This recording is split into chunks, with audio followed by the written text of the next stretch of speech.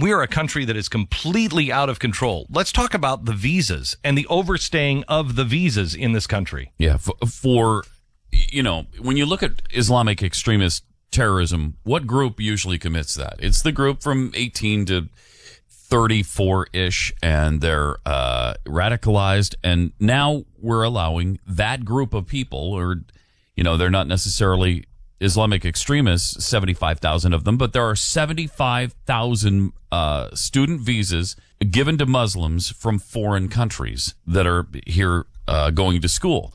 The problem is 20% of them have never shown up for school, or 15,000 of these students. Think of that. 15,000 versus the 19 that hijacked. Not 19,000, 19. 15,000 of them are breaking the law. And you're telling me that there can't be another 18 among them who feel the same way as the Mohammed Attas? You're telling me out of 15,000, there's not 1,000? Yeah, come on. How is it possible? That's not even counting the ones that are coming across the border that we won't even recognize are coming across our border. Yeah, in the middle OTMs of the night. that we won't never talk about. We'll never talk about them. We'll never address them. Guys, there is a massive terrorist threat in this country. And nobody wants to talk about it. Nobody wants to address it because this administration will not address it. They're too busy, along with the media, looking at the terrorist threat that doesn't exist, with white Tea Party guys and old people sitting in lawn chairs making signs with their grandkids saying, hey, shrink the size of the government. There is trouble coming, and when it happens, it will be overwhelming, and you will beg the United States to crack down on this. We're already seeing it. How many people do you know that said, this is terror, this is different, we've got to crack down on rights? We need more surveillance. We need more surveillance. We need more cameras. We need to not read this guy his rights. He's a citizen. You cannot allow that to happen. And you have to make the determination in your head right now that rights are rights. And you cannot do it because I'm telling you, it is what they want. You didn't rise up. Well, they need somebody to rise up. Occupy Wall Street was too incompetent to do it. Every time they tried to bomb a bridge in Cleveland, they were murdering people on the streets, but it didn't catch on. There wasn't a wave. They needed a lot of it. They need the Watts riots. This was their plan. The Watts riots all around the country. If you go back to the Weather Underground, remember, it wasn't just the Americans that were going to do this.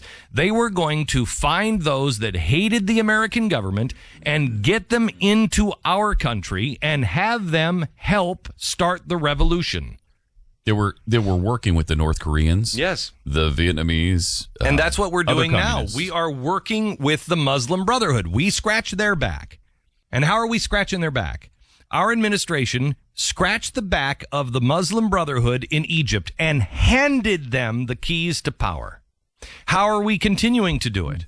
We are handing them our guns and our armaments through Benghazi and Turkey into Syria. We're handing them two countries. The United States of America has handed the Muslim Brotherhood one country and about to do two. And who is in charge of the Muslim Brotherhood terror organization in Syria? It's a lovely American from Texas. He was a vice president of CARE up until December, and then he decided to move with his school teacher wife to Turkey. And now he's heading the Muslim Brotherhood terror operation in Syria. So we're scratching their back. What is this administration getting in return? Has anybody asked that? What is this administration getting in return? We helped fund the Muslim Brotherhood. Remember when we said, oh, the labor unions over there. Look at our labor unions. They're all helping the labor unions over in Egypt. You remember that? Do you know who those labor unions were? Muslim Brotherhood. We sent money. We backed them. Now, what is it we get out of the deal? Oh, the little backing and the pizzas from the labor unions in Egypt for Wisconsin? I don't think so. We had an ambassador killed so they could have arms in Syria. I don't think that's a high enough price for that. We keep our borders open. We give the Muslim Brotherhood and Saudi Arabia an open pass in our airways. We are opening up our visa lines to the point to where you just swipe your passport. Israel doesn't have it. England doesn't have it. Germany doesn't have it. France doesn't have it. Saudi Arabia does? By saying that we don't have a problem with student visas. Okay, sure, there's a couple of guys we just found just in Boston that, overstayed their student visas. They didn't overstay. 20% of the people coming in on a student visa that are coming from Islamic countries, 20%, 15,000 of them haven't shown up. Now, we can report this, and everyone can call me an Islamophobe. Everyone can say that the Blaze is crazy, conspiratorial. Those are facts. You see, what a conspiracy is an idea of what's going on without any facts. Those are facts.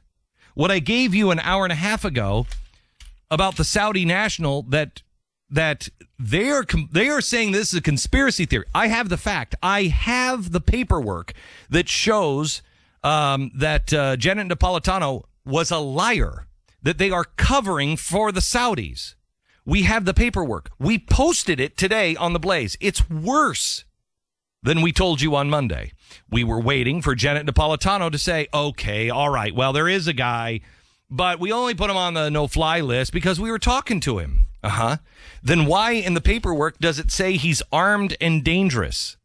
Why is he an armed and dangerous guy who is part of a terrorist organization and who is over here on a visa request where he didn't have to go through the screening? Now nobody in Saudi Arabia has to go through the screening, but at this time you had to be screened. This guy came over almost on a diplomatic passport or a diplomatic visa. It's not quite that, but it's saved for politicians and journalists and very powerful people. He came over on that. That's the key, guys. Who is this guy? Who is he? Who allowed him to come in on a diplomatic passport? And she's right. He's just a guy who is standing in the wrong place at the wrong time. Yeah, and apparently armed and dangerous. And apparently a terrorist. And apparently somebody that they knew in advance was a terrorist or had some real problems because he had a second event with the National Counterterrorism Unit. I'm sure they don't, keep track of who's stealing bubble gum. So they knew. We're sitting here and we're having the conversation that we were supposed to have, the one that we promised each other we would have after 9/11. We said, what did people know? When did they know it? What did they know? When did they know it? Right now. You know it. Right now. The government knows it. Right now. Anything that comes forward from here. The blood is also on your hands. If you haven't rung the bell, we have a responsibility to each other and to our nation and to our children. And if you think you can just consume this and then just say, oh, well, see, that's bad. What am I going to do? Well, what are you going to do? Call your congressman. Keep calling your congressman. Educate yourself. Find out what's happening in your community. When I was moved down to Dallas, when I saw something, I looked at my security detail and I said, I'm sorry. Excuse me? And he said, holy mother of... I said, I had no idea, did you? And he said, no, I knew there were problems here, but not that blatant. They're there. If they're in Texas, and don't tell me that they're not in Texas, the guy who's running the terrorist organization in Syria now came from Dallas, Texas. He was the vice president of CARE. Find out, what is this mosque? Let me ask you this, America. You tell me, what did the president know and when did he know it? Today. Here's one. U.S. imam calls for jihad against America. This one's from Arlington, Virginia. You know where Arlington is? Across the river from the White House. He has urged immigrant Muslims to the United States to wage war for Islam. Immigrant Muslims? You mean maybe guys who came on a student visa and then didn't show up?